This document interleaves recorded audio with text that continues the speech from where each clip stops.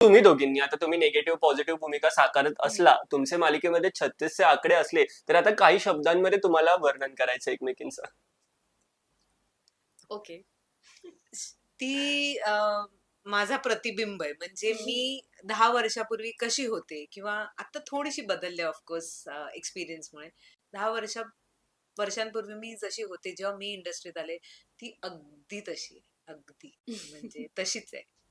गोड आहे आणि मला आवडते ती.